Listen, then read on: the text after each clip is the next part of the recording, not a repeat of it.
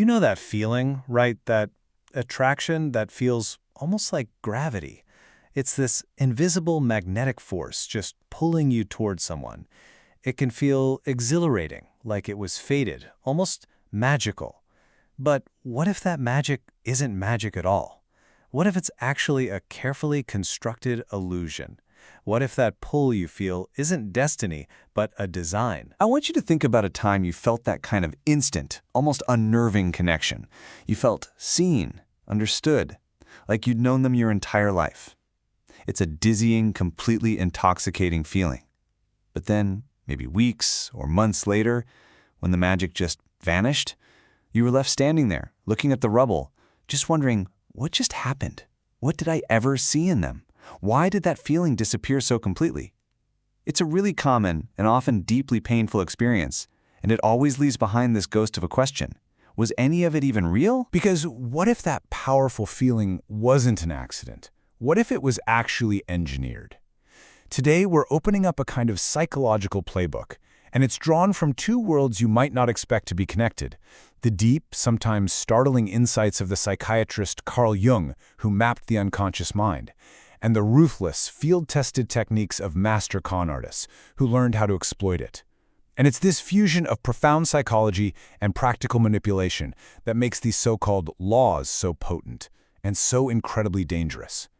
This isn't really about romance, it's about leverage. And our goal here today is to deconstruct these dark mechanics, not to teach you how to use them, but to arm you against them. So here's our roadmap for today. First, we're going to touch on the unseen psychological currents that make all these tactics possible in the first place. Then, we'll dive deep and deconstruct the four dark laws themselves: the complex hook, mirroring the shadow, making it their idea, and becoming their fantasy. And finally, and this is probably the most important part, we're going to expose the manipulator's lonely trap, the profound personal cost of actually living by this playbook. Okay, so before we get to the laws themselves, we really have to understand the battlefield where all this takes place, the human unconscious. See, these tactics work because they're designed to completely bypass our rational thoughts. They speak directly to our deepest wounds, our hidden desires, and our biggest blind spots. They're so effective precisely because, most of the time, we have no idea they're even being used on us. All right, our first law, the complex hook. It's first because it's really the foundation for everything else. It relies on a vulnerability that already exists inside the target. The core idea is this: our unresolved baggage from the past. It doesn't just fade away. Instead, it acts like this powerful psychic magnet, pulling us towards people and situations that feel familiar, that resonate with those old patterns. A skilled manipulator doesn't have to create attraction from scratch. They just need to identify and then embody the hook that's already buried deep inside you. Now, to really get this, we have to talk about Jung's concept of a complex. And this isn't just a casual way of saying someone has issues. No. A complex is a very specific, highly energized cluster of memories, fears, and desires, all orbiting a central theme. Imagine like a small but powerful solar system inside your own mind. You might have one that's centered on a fear of abandonment, or a desperate need for a father's approval, or maybe a deep-seated feeling of inferiority. These complexes get forged in the emotional heat of our childhood and our past relationships. They operate totally unconsciously, but they have a tremendous influence on who we find, irresistible. So this gravitational pull, it feels incredibly intense, right? Personal, fated. But it's actually a powerful illusion, and it's based on something called projection. You aren't really seeing the actual person in front of you. You're seeing a potential solution to an old, aching problem. You're basically casting them in a role in your own inner drama. I mean, think about the classic example from the source material, Cleopatra and Julius Caesar. She understood that Caesar wasn't just a general, he was a man driven by a colossal ego, an imperial complex. He didn't just want to rule, he craved a legacy of almost divine grandeur. So when she arranged her famous introduction, she didn't just show up. She had herself delivered to his private chambers, wrapped in a magnificent carpet, unfurling right at his feet. She presented herself not as some beggar, but as an exotic, intelligent, and divine queen, the living embodiment of the Eastern Empire he desperately wanted to conquer. She didn't woo the man, she hooked his complex. And this slide right here, this lays out the trap so clearly. The promise is just so seductive. instant magnetic chemistry, that feeling of being profoundly understood without even having to say a word. It feels like you're finally getting a chance to heal an old wound. But the reality? It's a house of cards. The entire connection is built on a projection. And when that illusion inevitably shatters against the hard rocks of reality, when you finally see the actual flawed person instead of the role they were playing, the disappointment is just crushing. You realize you fell in love with a ghost. Now, the second law, this takes things a step further, where the complex hook exploits your unresolved past, mirroring the shadow exploits what a person has disowned in their present. This tactic is much more active, much more deliberate. It's about carefully observing your target and then becoming the living embodiment of their secret self, the person they secretly wish they could be, or maybe the person they're afraid they are. To really grasp this, we need to understand Jung's idea of the shadow. Every single one of us has one. It's like this psychic bag that we carry around where we stuff all the parts of ourselves we think are unacceptable. And yeah, this includes the so-called bad stuff like greed or envy or rage, but, and this is crucial, it also includes positive qualities that our family or our culture taught us to suppress. Maybe you were told that being ambitious was selfish, so you buried it. Maybe sensuality was seen as shameful, so you locked it away. Well, that buried ambition, that hidden creativity, that repressed passion, it all lives in the shadow. And we are powerfully, almost hypnotically, drawn to people who express the very qualities we can't. This quote just perfectly captures the sheer intensity of a shadow connection. It's not just an attraction, it's a chemical reaction. It feels transformative, explosive, and honestly, completely overwhelming.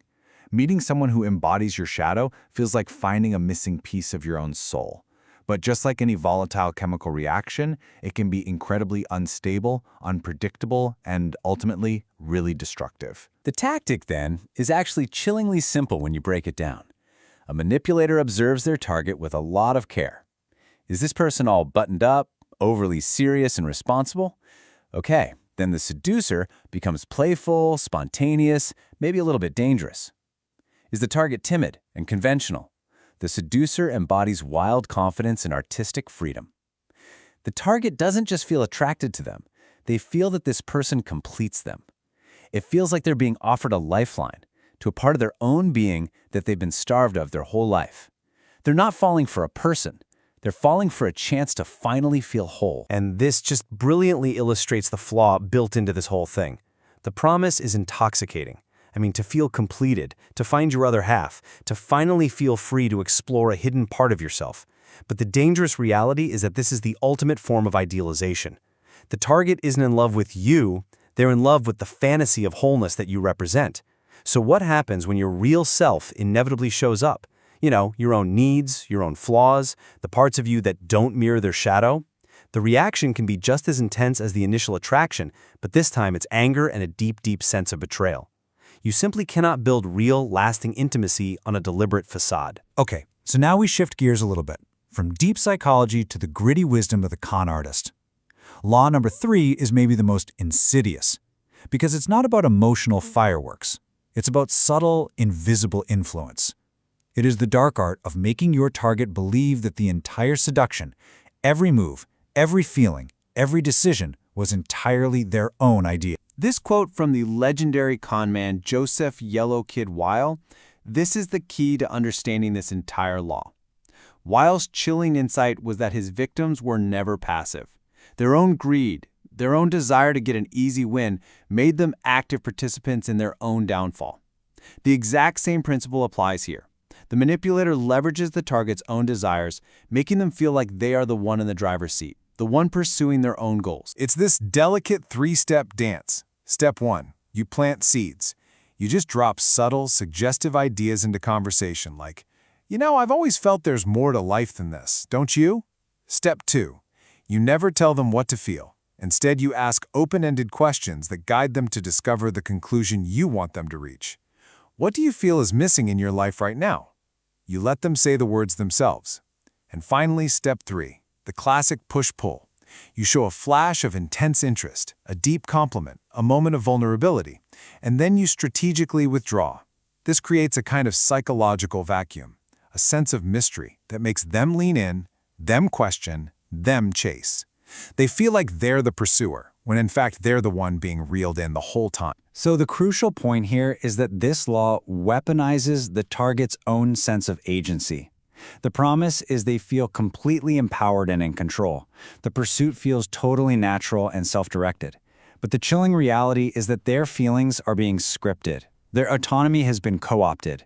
And if this manipulation is ever discovered, the sense of betrayal is absolutely profound. It's not just heartbreak, it's the existential horror of realizing your own choices and feelings were an illusion, which just utterly destroys the very possibility of an equal, trusting partnership. The fourth and final law is really the grand culmination of all of this.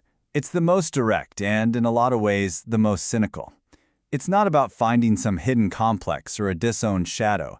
It's about discovering what your target consciously and desperately wants, their ultimate waking fantasy, and then becoming the living, breathing embodiment of it.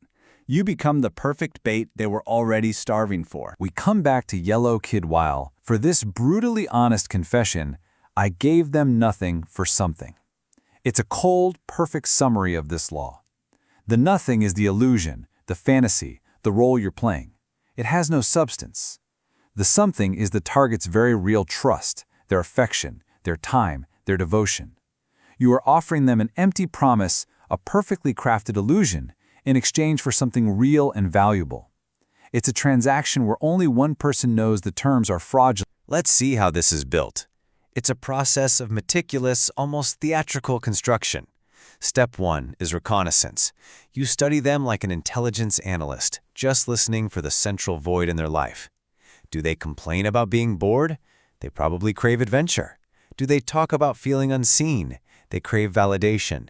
Do they fear the future? They crave security. Step 2, you learn to speak their language. If they value intellect, you discuss philosophy. If they crave romance, you speak in poetry. You adopt their vocabulary of desire. And finally, step 3, you embody the solution. You become the walking, talking answer to their deepest longing. The source points to Casanova, a master of this. He would create these super nights for his lovers, perfectly orchestrated experiences of decadence and romance. He knew their fantasy was to be swept away, so he delivered that fantasy flawlessly. This slide just perfectly captures the hollowness at the very heart of this law. The promise is irresistible. You appear as their dream come true, a fantasy made real. But the reality is that you are living a falsehood, and that is exhausting. The bait eventually loses its flavor because it isn't real. And crucially, while you are so busy fulfilling their fantasy, their real needs and your own go completely unmet. And this inevitably breeds a deep, corrosive resentment on both sides. A fantasy, by its very definition, cannot sustain a real human connection. So, we've gone through the whole playbook. We've seen how these laws can be used to engineer attraction by exploiting our deepest vulnerabilities. But we have to turn to the end game now. What is the true, final cost of mastering and using these dark arts? Well, in a word, it's loneliness. A profound and inescapable solitude. You know, history teaches a really harsh cautionary tale. The great seducers of the past, they gained immense power, influence, and adoration for a time, but their stories almost always end in a trail of broken hearts, ruin, and their own deep regret. The source reminds us that both Cleopatra and Casanova, for all their legendary conquests, ended their lives in states of deep disappointment and isolation. Cleopatra chose suicide as her enemies closed in. Casanova spent his final years as a lonely librarian, just writing his memoirs in bitterness. Why? Because fantasies have an expiration date. Illusions always shatter. True, meaningful, lasting human connection simply cannot survive in an ecosystem of projection and manipulation. And this right here, this reveals the ultimate tragic irony of it all.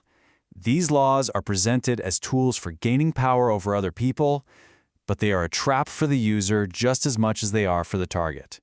To live as the manipulator is to build your very own prison. You might be surrounded by people who seem to adore you, but you carry this terrible, secret knowledge that none of it is real. You know with absolute certainty that no one loves the real you. They're in love with the mask, the projection, the character you play. You gain an audience, but you forfeit forever the chance to be truly seen, known, and loved for who you actually are. So, we'll leave you with this question. After all the strategies, all the manipulations, and all the illusions, if love is built on a mask, who or what is really being loved? And what is the price of gaining the world, only to realize you are completely and utterly alone in it?